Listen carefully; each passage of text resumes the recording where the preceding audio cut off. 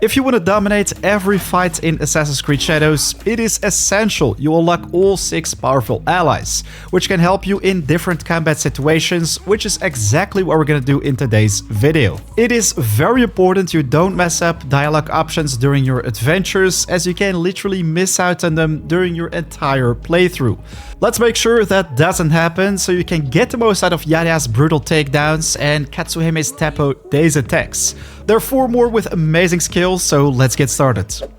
If you enjoyed my content, by the way, it would mean the world to me if you can spare 1 second of your time, hit that like button and subscribe for more. It is entirely free. Questions, suggestions are also very welcome in the comments. Let's cover all allies in a chronological order, so it's going to be easier for you to unlock these during your adventures. The first one, Yaya. She's a strong ally of body, mind, and spirit, who joins the fight and performs pushback attacks. Amazing for head-on combat. Before you can unlock Yaya, you first have to establish your base of operations, or hideout, which automatically happens if you follow your main questline of Naoe. When that's done, you will automatically find Yaya as character in the League objectives wheel. Track her quest, which is called the Stray Dogs, which will lead you straight to her. She's found north of Sakai, where you have to take out some bad guys, and they get the choice to forgive or punish. I decided to go with forgiveness right here, which is said to impact Yaya's relationship right here, so important choice. After following her for a while, she will task you to retrieve a kanzashi. The guy who holds this item is called Tetsuo, who is located in the northern part of the Izumisetsu region at the church of Takatsuki. After you've managed to find him, he will try and run away from you, so you're gonna have to chase him down and then in the dialogue option also go for forgiveness. This is the decision Yaya expects you to make, which results her in joining your ranks. And the quest is completed. Now you can call on her to tackle and knock out your opponents during battle. Once you've unlocked an ally, by the way, it is very important you revisit your hideout and check out the dojo. The higher the level your dojo is, the higher the rank your allies can become as well. Inside it, you want to check out the allies board, which gives you access to the managing menu. This is where you can choose between different allies. You can have 2 allies assigned at the same time with a higher level dojo, while I recommend you to always pick the allies which are gonna suit best for your playstyle, assassination or head-on combat. So after you've unlocked Yaya, probably the next ally which you can unlock fairly early when completing your main objectives would be Gennojo. You already kind of get introduced to this character during the questline where you have to take out the Fool. So without any spoilers, make sure to deal with this target first. Then Gennojo will automatically appear in your objectives tab, and the first questline that leads to him is called Sake and Swords. I don't think it really matters which dialogue options you go for during this questline, but after you've talked with him, you have to take out some enemies and meet up with him during a follow-up quest called Honor Among Thieves, where he tasks you to retrieve a scroll from a hostile environment in the northern part of Kyoto. When you've done that, there is another quest called Stolen Hearts, where you have to meet up with him. He appears to be missing, so you want to search for intel. When you talk to this lady, she will give you more information about his whereabouts, which suggests his area in the western part of the Hills of Meeting.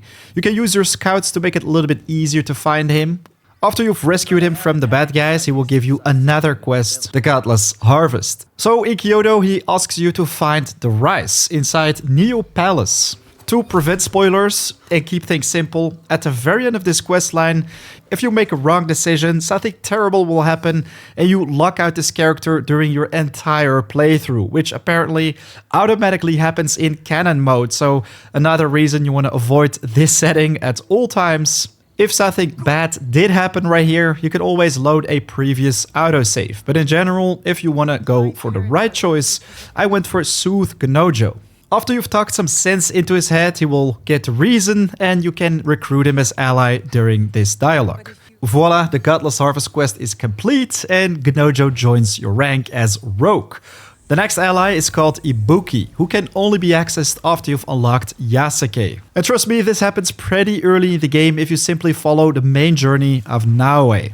Anyways, once you've unlocked Yasuke as playable character, you want to travel to the Iga region and specifically search for a village called Kashiwara. This is where you can unlock the Kashiwara Kakurega and find a horse event south of Hijiyama. The quest itself is called Ambush Interrupted, which can only be started if you switch to Yasuke and then interact with Ibuki. With these dialogue options, I decided to go for I was following orders, which seems to be the right decision, while if you made the other one, let us know in the comments. Anyways, this is where you get ambushed and have to deal with a couple bad guys, save the people from this town. After you've completed this quest, you will get another one called Homecoming, where you once again have to meet with Ibuki, and also get a dialogue option where I decided to go for bromance. I think any decision you make right here is the right one, but then we have to basically storm the castle and help Kyobei. Because we're in a world filled with samurai, I thought Kyobei deserved some honor, so I wanted him to fight with us. That seems to be the right decision. When you're done at the fort, you have to pay Ibuki one last visit during the Homecoming quest, where you once again get some dialogue options. This is where you get the option to recruit him as ally. And voila, Ibuki the Ronin joins your Kakushiba Iki. Once again, pretty good distraction for head-on combat. He deals impact attacks and also breaks armor of enemies. On number 4, we have Oni-Yuri, a pretty sneaky lady, which you kind of already get introduced to when doing the People of Wakasa quest, the Pirate Alliance. One you can pick up from Shido the Biwa Master, which I cover in another guide, as you can unlock this guy as Scout. Be sure to check it out in the top right of the screen. To work towards making Oni-Yuri one of your allies, you want to travel to the very northern town of Wakasa, called Tsuruga. Just a little bit left of the Kakurega, you will find an exclamation mark on the map called Sweet Lies. This is where you will find some citizens accusing this purple lady. Where I decided to go for there is no evidence, which seems to be the right decision to make. The next right decision would be to play with Naore right here, but no, seriously. You want to search for some poisoned food, get back to the group of people with evidence, and choose for the option that there is still not enough of that. When you're done with that, you will get a new quest for which you have to travel to the northern part of this town and personally pay Oni-Yuri a visit inside her house. She will talk about bullying, blah blah blah. This is where I told her that she's strong. When you're done with the talking, she will ask you to retrieve a bag, which you can also find in Tsuruga, the town which we visited earlier, the eastern part of the Satomo Gate, inside a pretty poorly guarded camp. Bring it back to Oni-Yuri, she will explain herself a little bit more, and then give you one final quest where you have to talk to a pirate, again in Wakasa, north of the lake Suigetsu. It's pretty easy to find this target, only a little bit east of the outer Amigo Kakurega. At the estate, this is where Oni-Yuri kind of shows her true self, which I kinda dig in a game like this. But this is where you once again get the option to either not trust a liar, or I will show you and recruit her as ally. I'm gonna be honest, after making this decision, I still don't trust her, but that's gonna be your problem right now as well. No, but seriously, Oni-Yuri I think is a pretty cool ally. Call on her to put your enemies to sleep, she can release toxin clouds to envenom people, and even delay reinforcements in the event of an alert. While the next two allies, Yagoro and Katsuhime, are my hands down favorite ones, that's why I saved them for last. Before you get introduced to Yagoro, you first have to complete a couple missions with Yasuke, both for his journey as well as his past, and after that you also have to do a couple quests with Naoe. To prevent as much spoiling as possible and keep things simple right here, you essentially want to have this white icon pop up in the Naoe wheel. It essentially also gives you access to this really cool looking set, for which I already made a full guide you can find in the top right of the screen. Anyways, when you're done with all that, you want to pay the Arima region a visit and check out the town Engioji north of Himeji. This is where you will find a small temple called Madden Hall, with also the exclamation mark Blade in the Dark. When you inspect the corpse, a new objective will pop up in the leak as a known shinobi, for which you have to track down the killer, who is also in Harima. Evidence points to the north of this hall. Its location is easily revealed when scouting the objective. You'll know when you're there when you see someone random jumping out of a tree, assassinate the target. This is where you want to chase him down until you get the chance to converse. I just wanted to be honest to this dude and say that his work was sloppy. I mean, there was blood on the streets everywhere, even though it was raining. But hey, he kind of appreciated my honesty and decided to invite me to a duel, which I happily accepted because with my one-shot Naoe katana build, well, this literally takes a second. He was pretty humiliated after that, which I totally understand, but hey, after this, he will give you a quest to kill the lead samurai. During this quest, you kind of have to sneak around, but I once again chose for brute force and take my enemies head on. With the dialogue options that follow, I told him that he needs a little bit more discipline, but he can be very welcome in our crew.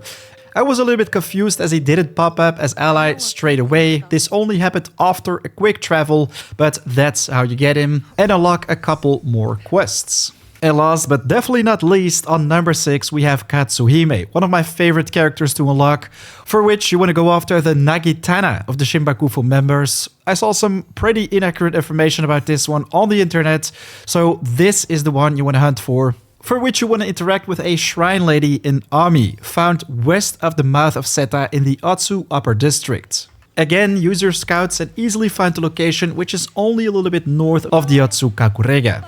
Pretty funny, interacted with this lady during the rain, and all of a sudden, bam, her umbrella disappears, which after a conversation made her pretty uncomfortable right here.